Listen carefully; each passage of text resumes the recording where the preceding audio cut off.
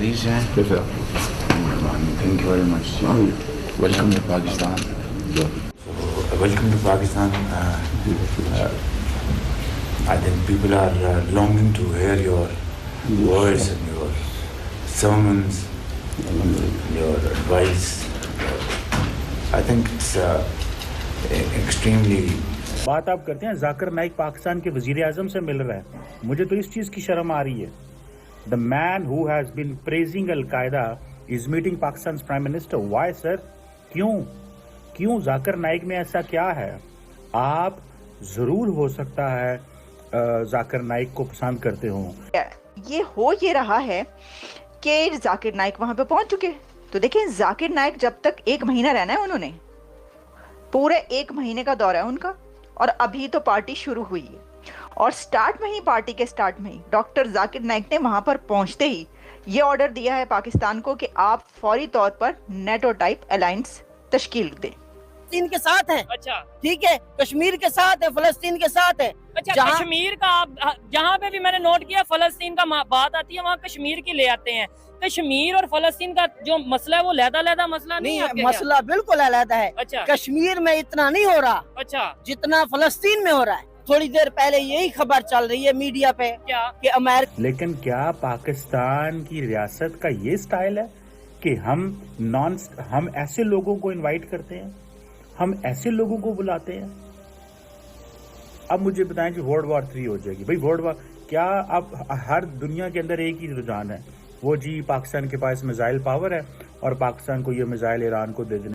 पता है कि इसराइल को अमेरिका खुली सपोर्ट दे रहा है। $30 बिलियन का असला सिर्फ और सिर्फ जो है वेपन्स वो अमेरिका ने इसराइल को दिए हैं। ईरान को ये सारा, ईरान को पता है कि मैंने सारी चीज़ें खुद लेनी है। उसे ये भी पता है कि मनहूस उसके हमसाए जो और दूसरे इस्लामी ममालिक जितने भी हैं, उन्होंने उसको टके की सपोर्ट नहीं देनी। वो अपना दिफा करना जानते हैं और उन्होंने ऐसे ये अपना एक्ट नहीं किया कि हमला कर दिया है। सब कुछ सोच समझ के सब कुछ किया है। इसराइल की तो कोशिश होगी, लेकिन उन्होंने भी अपना जो आगे जिस तरह देखें कि वो उन्होंने अटैक किया है, अटैक करने के बाद वो कहते हैं जी कि हमारा कोई इतना नुकसान नहीं हुआ, हालांकि उनके वो जो मिसाइल को रोकने वाला सिस्टम था वो भी उनका जाम हो गया, वो भी नहीं चला। ईरान ने जो इससे पहले एक हमला किया था ना, उससे हम मानते हैं कि उनको फ़र्क नहीं पड़ा था, लेकिन जो इस बार 400 मिसाइल ईरान ने छोड़े हैं ना इसराइल के ऊपर, उनको बहुत ज़्यादा फ़र्क पड़ा है। उनकी आवाज़ गूंजी है, उन्होंने इसलिए धमकी दी है इनको आगे कि जी हम आपके ऊपर ये कार्रवाई करेंगे अब। लेकिन मैं आपको बता रहा हूँ कि वो जो हम मानते हैं इसराइल बहुत बड़ा पावरफुल कंट्री है, वो बहुत ताकतवर रखता है, ताकत रखता है हर हवाले से, ठीक है ना। अब हम इस बात को लेके ये तो नहीं बैठ सकते कि ये वो ताकतवर है, हम पीछे होकर बैठ जाए। नहीं, ईरान ने ये साबित किया है कि काफिर जो है वो शमशीर पे भरोसा कर रहा है और उसने अपने रब पे भरोसा करके उसने हमला किया है। और ये जो दहशतगर्दी इसराइल ने एक खुले सांड की तरह पूरी दुनिया में मुसलमानों का वो कत्लेआम कर रहा था, उसको उसने जवाब दिया। और इंशाल्लाह अल्लाह की मदद और मुसलमानों की दुआएं, मुसलमान माओं की, बहनों की, बेटियों की, बच्चों की दुआएं उसके साथ हैं। उसका दिफा मजबूत है और वो अपना दिफा भी करेगा और वो आने वाले दिनों में इसराइल पे दोबारा अटैक करेगा। जब तक उम्मत मुस्लिमा उनके लीडरान गैरतमंदी का मुजाहरा नहीं करेंगे, इसी तरह मार पड़ती रहेगी। जब जवाब मिल गया तो इंशाअल्लाह ताला खामोशी हो जाएगी। वो भला जितना मर्जी कि हमें नुकसान नहीं हुआ, कुछ नहीं हुआ, नुकसान तो हुआ होगा ना, ये तो कभी भी नहीं हो सकता। बम ब्लास्ट हो या कुछ अटैक हो। तो आप ईरान को देख लें, जाके इसराइल ने पहले जो हमला किया वो ईरान का चीफ मिनिस्टर मर गया वहाँ पर, ये देखा ना आपने। उसके बाद ईरान ने अब बोला, ईरान के चीफ मिनिस्टर अब जो भाई वर्ल्ड वॉर 3 की बात आप करते हैं जाकिर नाइक पाकिस्तान के वजीर आजम से मिल रहा है, मुझे तो इस चीज की शर्म आ रही है। The man who has been praising al Qaeda is meeting Pakistan prime minister. Why sir? क्यों जाकिर नाइक में ऐसा क्या है? आप जरूर हो सकता है जाकिर नाइक को पसंद करते हो, लेकिन क्या पाकिस्तान की रियासत का ये स्टाइल है कि हम ऐसे लोगों को इनवाइट करते हैं, हम ऐसे लोगों को बुलाते हैं? अब मुझे बताएं कि वर्ल्ड वॉर 3 हो जाएगी। भाई वर्ल्ड वॉर क्या? अब हर दुनिया के अंदर एक ही रुझान है, वो जी पाकिस्तान के पास मिसाइल पावर है और पाकिस्तान को ये मिसाइल ईरान को दे देने चाहिए, फलस्तीन को दे देने। भाई क्यों दे देने चाहिए? भाई कैसे दे देने चाहिए? वो पाकिस्तान के दिफा के लिए है, ईरान के दिफा के लिए नहीं है, वो इराक के दिफा के लिए नहीं है, वो सऊदी अरब के दिफा के लिए नहीं है। हाँ, एक चीज मुझे कल को नजर आती है जिसको मैं थोड़ा सा समझता हूँ, कल कला को दुनिया में कोई मुल्क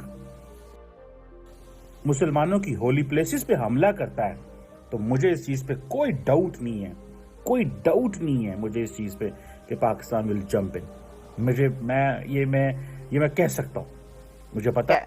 ये हो ये रहा है कि जाकिर नाइक वहां पे पहुंच चुके। तो देखिए जाकिर नाइक जब तक 1 महीना रहना है उन्होंने, पूरे 1 महीने का दौरा है उनका, और अभी तो पार्टी शुरू हुई है। और पार्टी के स्टार्ट में ही डॉक्टर जाकिर नाइक ने वहां पर पहुंचते ही ये ऑर्डर दिया है पाकिस्तान को कि आप फौरी तौर पर नेटो टाइप अलायंस तश्कील दें। पाकिस्तान को वो कह रहे हैं कि आप नेटो बना लें एक नया नेटो, यानी नेटो टाइप एक अलायंस, एक इत्तेहाद आप बनाएं। तो वो मलेशिया में थे, तो मलेशिया की हुकूमत को उन्होंने क्यों नहीं कहा? मतलब पाकिस्तान आके सारा उन्होंने अपनी सारी ख्वाहिशात और डिजायर्स ये सब उन्होंने पाकिस्तान आके कहनी है, और उनको कहना है मुसीबत में डालना है तो पाकिस्तान को डालना है। वो कह रहे हैं जी ये नेटो टाइप अलायंस बनाए। अच्छा, जाकिर नाइक की जो ख्वाहिश है ना, ये बड़ी पुरानी है, ये बहुत पुरानी ख्वाहिश है उनकी। वो कोई 10-20 साल से ये कह रहे हैं कि वैसा एक अलायंस होना चाहिए, लेकिन बना अभी तक नहीं सके। तो इसका मतलब है कि जाकिर नाइक साहब पाकिस्तान के अंदर इसलिए पहुंचे हैं कि उनकी सरबराही में, उनकी सरकर्दगी में जो है वो एक मुस्लिम उम्मा का अलायंस बनाया जाए। अब मुस्लिम उम्मा का अलायंस मैं ये सोच रही हूँ कि अभी तक क्यों नहीं बना। अच्छा, जब वो ये इस नेटो अलायंस की बात कर रहे हैं तो क्या उनको नहीं पता कि ये जो अलायंस है इसके अंदर कितने पावरफुल कंट्रीज दुनिया के शामिल हैं? अच्छा देखिए कहाँ पे जाके वो कह रहे हैं कि एक ऐसा अलायंस बनाएं जो कंट्री, जो लोग उसी अलायंस से पैसे लेते हैं, आईएमएफ से पैसे लेने वाले, आईएमएफ के से कर्ज लेने वालों को आप कह रहे हैं वो अलायंस बना दें। पहले हो की रहा है। जाकिर नाइक साहब को जरा सोचना चाहिए था कि आप किन कंट्रीज को कह रहे हैं कि आप अलायंस बनाएं उनके जैसा। अच्छा, वैसे अलायंस बना तो हुआ है। अगर आप देखें ये जो हमास, हिजबुल्ला और ईरान, हुतीज एंड लेबनान, जितने भी ये कंट्री, पता नहीं है, लेकिन अगर ये भी देखिए ना, हर मुल्क की एक डॉक्ट्रिन होती है, न्यूक्लियर डॉक्ट्रिन होती है, या हमने कब जंग लड़नी है, कैसे लड़नी है, क्या करना है। मुझे बताएं, आप चले जाए बैक इन 1939 में चले जाए, ज़रा 1940 में चले जाए, किस चीज़ की जंग है? क्या आपने फाशिज्म को ख़त्म करना है? कौन है फाशिस्ट आज? कौन है आज फाशिस्ट? कौन ऐसा ग्रुप है? क्या यूनाइटेड नेशंस ने या यूएन सिक्योरिटी काउंसिल ने या जनरल असेंबली ने बहुत हद तक दुनिया के जो बिहेवियर है वो चेंज किए हैं? अब दुनिया जो है वो वैसे नहीं है जैसे पहले थी। कि अमेरिका यही कह रहा है कि हमने अगर इनके जो सिस्टम है ना, पेट्रोल सिस्टम है, तेल का सिस्टम है, इसके ऊपर अगर हमने सारी इकॉनमी चल रही है तो इसके ऊपर हमला कर दिया तो ईरान का जितना नुकसान होगा उसकी इतना सोच भी नहीं है। एक गैरतमंद ईरान मुल्क है जो इस बात पे डट के खड़ा हुआ है कि हम जैसे वो फलस्तीन हमारे बहन भाई है ना, हम बदला लेंगे। बाकी ये पाकिस्तान, तुर्की वगैरह